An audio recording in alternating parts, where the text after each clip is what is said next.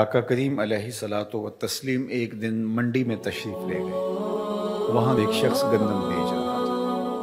تو آقا کریم نے اپنا مبارک ہاتھ اس گندم کے ڈھیر کے اندر ڈالا تو اندر تری تھی،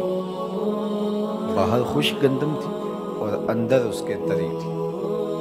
تو آقا کریم علیہ السلام نے فرمایا من غشنا فلیس منا،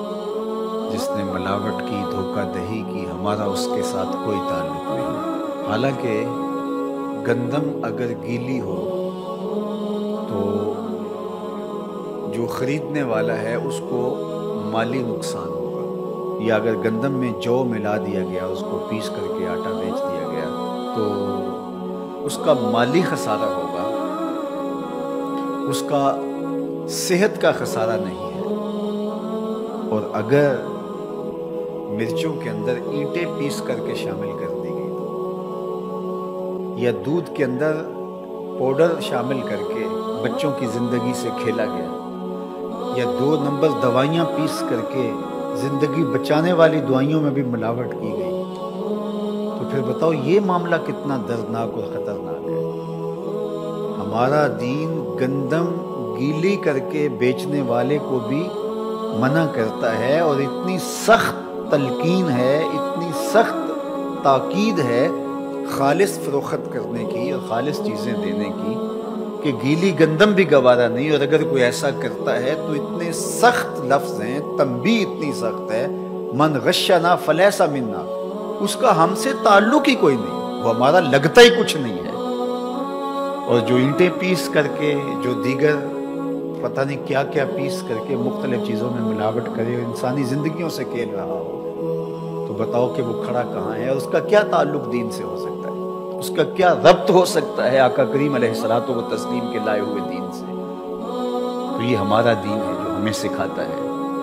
کتنا ستھرا دین ہے، کتنا پاکیزہ دین ہے، تو کس قدر تنبیہ کی گئی، اللہ معاف فرمائے۔ اور اس وقت الا ماشاء اللہ بہت سارے لوگ اس طرح کے امور میں مبتلا ہیں کہ الیاذ باللہ، آج کل وہ بھینسوں کو، گائے کو وہ جو انجیکشن لگایا جاتا ہے پوری دنیا پر بین ہے، اور یہاں اربوں خربوں کے مالک جن کے پاس پہلے ہی پیسہ اور سرمایہ سنبھالا نہیں جا رہا، وہ یہاں سمگل کر رہے ہیں، اور ہمارے ڈاکٹر چیخ رہے ہیں کہ اس سے چھاتی کا کینسر ہو رہا ہے، کتنے گھروں کے چراغ بجھ رہے ہیں، کتنی زندگیاں اجڑ رہی ہیں۔ یہ دودھ بچے پیتے ہیں، یہ دودھ جوان پیتے ہیں، یہ دودھ بوڑھے پیتے ہیں، لیکن تھوڑے سے نفع کے لیے، تھوڑے سے نفع کے لیے ایک تو جانور کو کتنی اذیت دی جاتی ہے، اور دوسرا پھر اس کے اثر سے جو دودھ نکلتا ہے وہ چھاتی کے کینسر اور دیگر بیماریوں کا سبب بنتا ہے۔ اور ایسے انجیکشن یہاں لا کر کے فروخت کرنا یہ قانوناً بھی جرم ہے، لیکن اس کے باوجود دھڑلے سے یہ کام ہو رہا ہے، لوگوں کی زندگیوں سے لوگ کھیل رہے ہیں۔ کینسر میں